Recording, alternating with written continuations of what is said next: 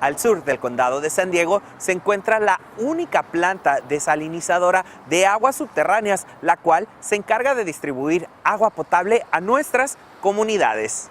Sweetwater Authority tiene como objetivo proporcionar un suministro de agua seguro y confiable mediante el uso de la mejor tecnología disponible para las ciudades de National City, Chula Vista y Bonita, con un enfoque equilibrado a las necesidades humanas y ambientales para obtener agua potable.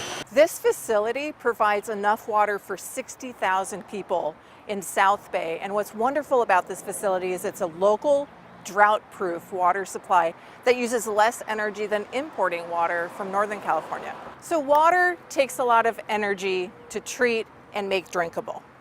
And right now, a lot of water comes from Northern California, where it needs to be pumped hundreds of miles to get down here to Southern California. One local supply also is the ocean. But because that water is so salty, it takes a lot of energy to turn it into drinking water. The Reynolds Desalination facility uses less energy than either of those two sources. And on top of that, we have a full solar array that helps to offset the energy that it does need. And so it's the lowest carbon footprint water when comparing to imported water or ocean desalinated water. Para desalinizar y filtrar el agua, es sometida al siguiente procedimiento. So this facility was originally built in 1999.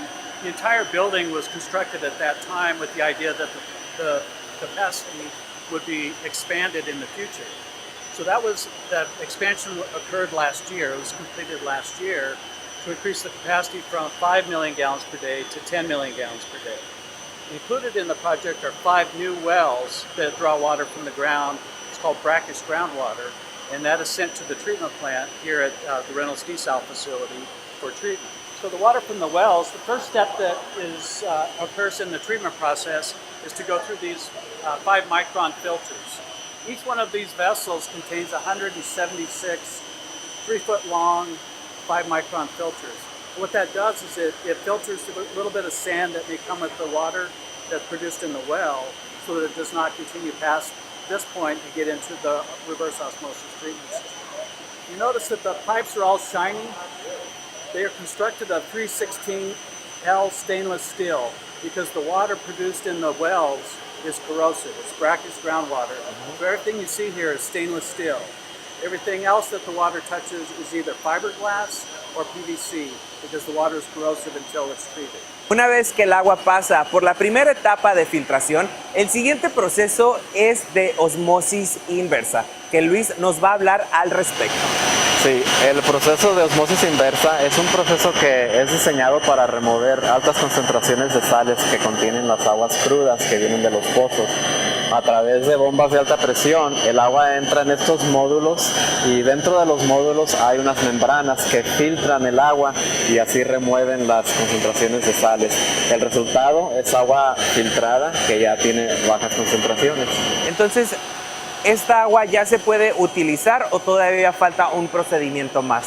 Todavía existen otras etapas de tratamiento, así que todavía no está lista el agua. Se hacen más ajustes en otras etapas. Una vez que el agua sale del proceso de osmosis inversa, esta puede ser corrosiva para las tuberías. Eric, ¿qué nos puedes explicar al respecto?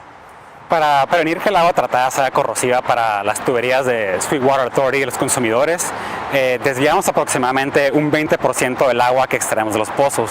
Se desvía del proceso de osmosis inversa y pasa por estos tanques que tenemos atrás, donde la tratamos para remover solamente hierro y manganeso.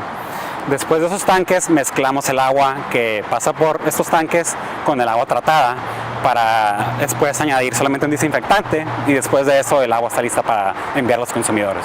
Entonces toda esta agua que ya está lista y al haber terminado este procedimiento es la que utilizamos al día? Claro que sí. Okay, ¿y la podemos usar en? Para bañarte, para tomar agua, para regar tu jardín, todo eso.